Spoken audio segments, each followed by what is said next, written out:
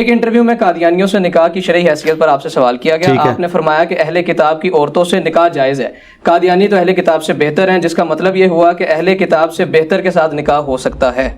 ٹھیک ہو گیا؟ قیامت تک یہ آپ کلپ نہیں نکال سکتے. میں سوال کمپلیٹ کر لوں. چونکہ وہ بہتر ہیں تو کیا قادیانی مردوں کے ساتھ مسلمان عورتوں کا نکاح جائز ہے؟ اگر نہیں تو کیوں؟ اگر ہاں تو کیسے؟ یہ پہلی بات ہے، یہ بالکل جھوٹ بولا ہے. میں نے کسی کلپ میں نہیں کہا کہ جو اہل کتاب سے قادیانی بہتر ہیں تو ان کی عورتوں کے ساتھ نکاح ہو سکتا ہے. یہ میں نے کسی کلپ کے اندر نہیں کہا، بالکل جھوٹ ہے.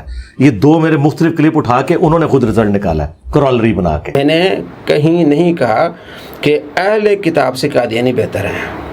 ہم آپ کو دکھانے والے ہیں کہ اس کی ایک ویڈیو ہے قادیانیوں سے لین دین.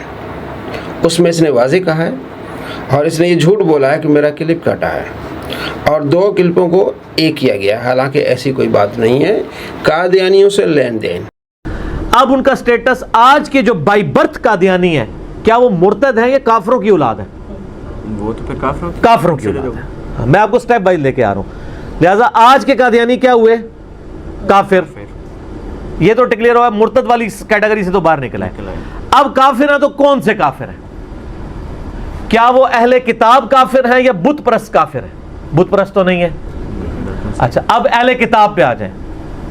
اہل کتاب جو آپ کے نبی کو جھوٹا مانتے ہیں، نعوذ باللہ، اور جو ان کی کتابیں جو تورات اور انجیل ہیں ان کو ٹیمپرڈ فارم میں مانتے ہیں، ان کا سٹیٹس یہ ہے.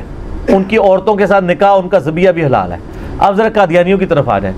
قادیانی آپ کے نبی کو جھوٹا نہیں مانتے، وہ ان کو نبی مانتے ہیں. اس کے بعد انہوں نے ایک ڈھکوسلے پہ مبنی جھوٹی نبوت کلیم کر لی ہے. یہ ایک چیز ان کو یہود و نصارہ سے بہتر کر دیتی ہے.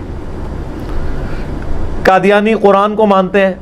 اب رہا عمل کرنے کی بات، تو وہ بریلوی دیوبندی اہل حدیث شیعہ ماشاءاللہ جس طرح کا عمل اس کے اوپر کر رہے ہیں وہ بھی آپ کو پتہ ہے. ٹھیک ہے. نٹی گریٹیز میں جائیں تو ان میں بھی کہیں کہیں خرابی موجود ہے.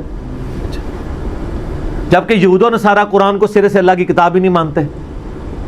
یہ جو دو بڑی چیزیں ہیں کہ نبی علیہ السلام کو ماننا اور قرآن کو ماننا، یہ چیزیں انہیں یہود و نصارہ اہل کتاب سے کیا بہتر نہیں کر دیتی ہیں؟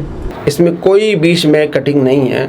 اور یہ کلپ اس کا قادیانیوں سے لین دین، اور اس میں واضح کہہ رہا ہے کہ دو چیزیں ہیں اہل کتاب سے قادیانیوں کو بہتر کر دیتی ہیں، کہ وہ نبی علیہ السلام کو مانتے ہیں اور قرآن پاک کو مانتے ہیں. اور یہ بھی اس نے بتایا کہ اہل کتاب سے نکاح جائز ہے، تو مطلب جو اس سے بہتر ہے اس سے بھی نکاح جائز ہو جائے گا. یہ واضح یہ بتا رہا ہے.